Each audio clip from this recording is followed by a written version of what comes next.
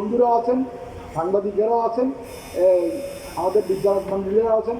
আমরা যদি এই যে মানসিকভাবে এই যে মানুষের পাশে দাঁড়াতে চাই, তাহলে এই ফোরাম যেখানে মানুষ উপকৃত হবে, এই ফোরামকে আরও এনরিচ করার জন্য আহ্বান জানাই। আমার বক্তব্য শেষ করছি।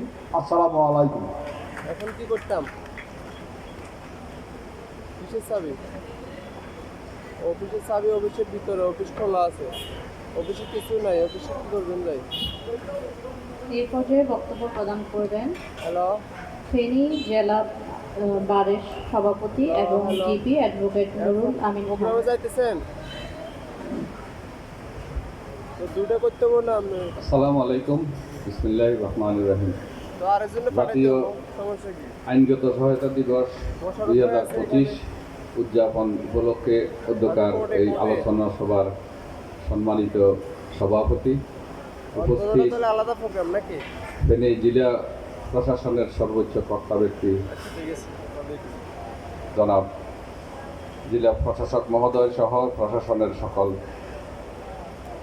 কর্মকর্তা, ফেনী জশিফের মাননীয় বিচারকবৃন্দ, পুলিশ প্রশাসন সহ অন্যান্য সংস্থার সম্মানিত উপস্থিতি, সাংবাদিক বন্ধুগণ, বিভিন্ন সেবা সংস্থার বন্ধুগণ, ফেনী জেলা আইনজীবী সমিতির সম্মানিত সদস্যগণ, উপস্থিত সাধারণ মানুষ, আজকের এই দিবসের প্রতিবদ্ধ সম্পর্কে আমার পূর্ববর্তী বক্তাগণ বিভিন্ন বক্তব্য দিয়ে আপনাদের সম্মুখে উপস্থাপন করছেন। লিগ্যাল এইড কী, লিগ্যাল এইডের কার্যক্রমটা কীভাবে সাধারণ মানুষের দোরগোড়ায় পৌঁছানো যায়, বিভিন্ন সাজেশনমূলক বক্তব্য দিয়েছেন। ধন্যবাদ পূর্ববর্তী বক্তাগণকে। আমি আমার বক্তব্য দীর্ঘায়িত করব না, আমি শুধু দুইটা কথাই বলবো যে প্রত্যেক বিরোধেরই দুইটা পক্ষ থাকে, সেই দুই পক্ষেরই দুইটা নেতৃত্ব থাকে।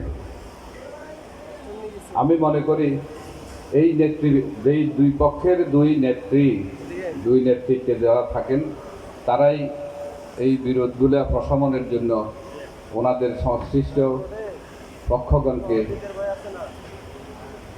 আন্তরিকতার সাথে কাউন্সিলিং করে যে দ্বন্দ্বে কোনো আনন্দ নাই, আপোষ করো ভাই, এই প্রতিবাদে নিয়ে আসতে পারি। আমরা আমাদের মধ্যে আন্তরিকতার যদি অভাব না থাকে, যে কোনো বিরোধেই, সেটা ছোট হোক বড় হোক, সেটা মীমাংসা করা বা সেটা আপোষ করা খুবই সহজ বলে আমি মনে করি। কিন্তু আমাদের মধ্যে কাউন্সিলিংয়ের যথেষ্ট অভাব পরিলক্ষিত হয়।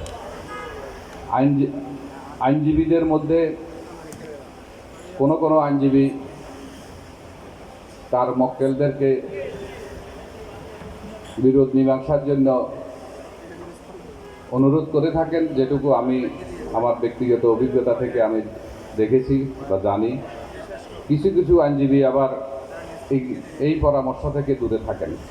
তো আমি আইনজীবী হিসাবে আমার এই বন্ধুদেরকে এই লিটিগেন্ট পাবলিকের মামলা মোকদ্দমায় সহযোগিতা করার জন্য, যে আমার পূর্ববর্তী বক্তা জনাব মোহাম্মদ ইব্রাহিম ভূঁইয়া বলে গেছেন যে এডিআর, এটা আইনের একটি অংশ, বিচার প্রক্রিয়ার একটা অংশ এডিআর, যে বিরোধ আপোষ মীমাংসার বিষয়। কিন্তু এই বিষয়টা বিভিন্নভাবে উপেক্ষিত হচ্ছে, এটা সর্বজন এবং স্বীকৃত। তো এই বিষয়ে আমাদের আইন আদালতের সাথে যারা আমরা জড়িত আছেন এবং আছি, আমাদেরকে এই বিষয়ে সচেষ্ট হওয়ার বিনীত আহ্বান জানাচ্ছি। আমি আমার বক্তব্য আর দীর্ঘায়িত করব না, যে আমরা সকলেই প্রত্যেকের অবস্থান থেকে সহায়তা দিয়ে যেতে পারি।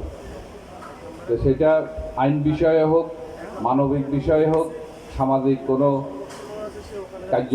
ক্রমের উপরে হোক, সবাই আমরা